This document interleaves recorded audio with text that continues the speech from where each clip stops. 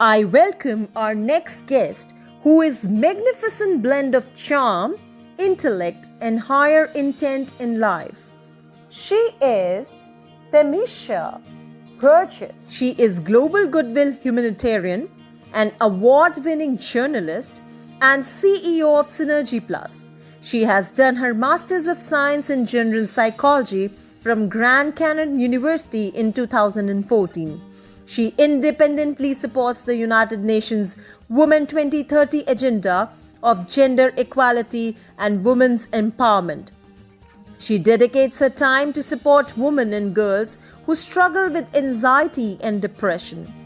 Themisha has earned the title of Unorthodox Mental Health Leader due to her unique philosophy that anxiety and depression for most women has suppressed feminine power screaming to be unleashed.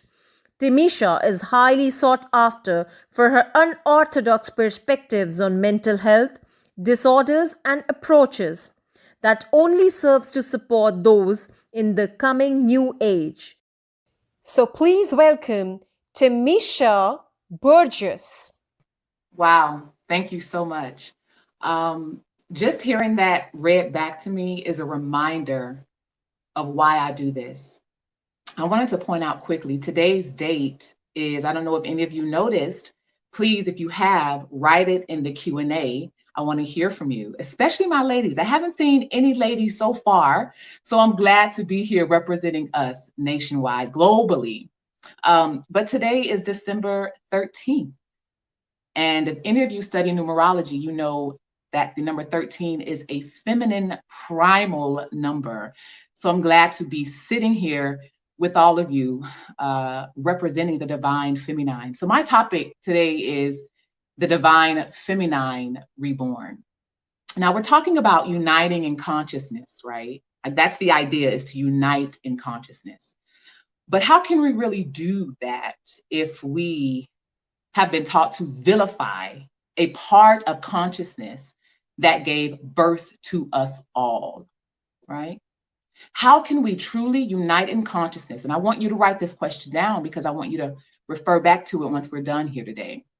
So how can we truly unite in consciousness if we have been taught to vilify, hide away, turn away from, reject, stuff, and tuck away into the shadow of our subconscious the part of conscious that gave birth to us all? Now, I don't know about any of you, but I have never heard of a man in this system of things, right? In this natural order of things, I've never heard of a man that has given birth. Have you? Right? I want you to write in the Q&A. Have you ever heard of a man in this concept of things that brings life from the spirit world into the physical, from the unseen into the seen? I've not seen it. And if you have, if you do know a man, please introduce me to him who's given birth, because I want to meet him personally. As a matter of fact, I want to watch on his next birthing. Okay? So we wonder why the world is in chaos right now. I'm going to share with you my perspective as to why. My journey to consciousness taught me to question absolutely everything about myself and about the world around me. It taught me to question what I've been taught, haven't been taught. It taught me to question what is seen and unseen. It taught me to question what has been said and what has not been said. And one thing that I notice about the idea of consciousness is that we continue to hide away parts of consciousness that is infinite. So we wonder why the world is in chaos. And my perspective is because those who have attempted to develop this structure or the way in which we all should live have attempted to lead this world without the feminine principle. It cannot be done, right? The world, this world, its natural order of things respects the concept of duality. So when we think about uniting in consciousness, what that means is uniting two parts of the infinite same wholes, right? You cannot do it. Trying to erase the idea of the feminine principle from the masculine principle is synonymous with trying to erase the moon from the night sky, right? And the sun from the day. Trying to do away with the feminine principle is synonymous with working with half a brain, okay? Is working with half a self, hence the chaos in the world.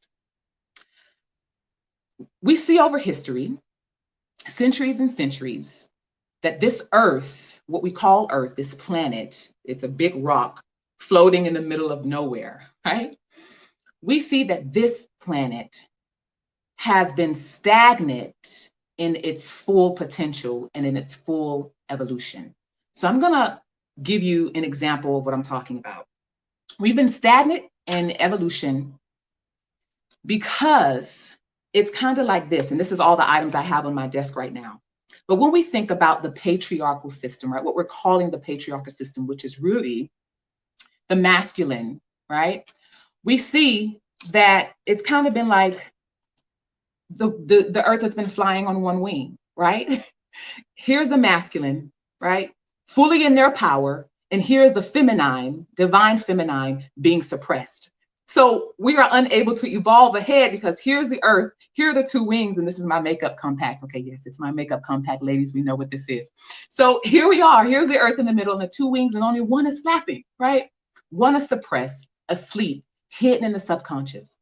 The earth as we know it literally rotates on a tilted axis. Why do we think this is? It's because literally one part of our consciousness is evolving ahead while the other has been stagnant for many reasons, many reasons that I don't care to discuss here. What I care to discuss is this new age coming into view, where the divine feminine is now reborn fully in her power. I was sitting in prayer one night, and this was many years ago, and my idea of prayer has shifted vastly over time. So I'm sitting in prayer one night, and I'm praying to Father God, right?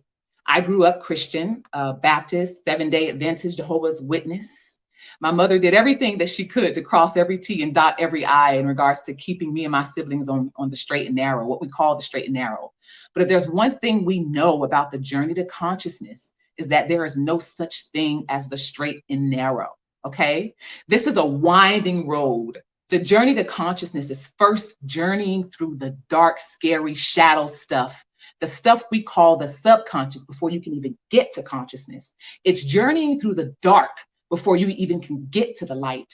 Or else, how would you know what light is unless you've been able to compare it to dark? So I'm in prayer one night, and the darkness is just the unknown, by the way, the stuff that we hide away. So I'm in prayer, praying to Father God. This is what I've been taught to do. And I have an epiphany, okay? Tears are running down my face, and I'm questioning, why is this happening to me? Why is this going on in my life? And I have an epiphany. An epiphany was, well, because I know everything exists and nothing can without its equal and as powerful opposite, okay? Everything exists and nothing can without its equal and as powerful opposite, would also suggest that just the way there is a Father God, there must be a Mother God. But where is she? We've accepted the sun, the moon, the night, the dark, God, but where is Goddess? Well, she's here, fully in her power, joining with Father God, Mother God and Father God joining together, the Shakti to the Shiva, the moon to the sun. Mama God is back, fully in her power. This is her reborn. Either way it goes, she's not asking for permission, right? Either way it goes, she's no longer looking to her counterpart and asking to be fully validated and fully in her power. She is here, and it is not ancient history. We see a rise of anxiety and depression right now, not just because of things that's going on in our lives, but things that are going on internally that we have been taught to suppress. And that thing is the feminine principle, but she is reborn. Thank you. Thank you. Thank you very much, Tamisha.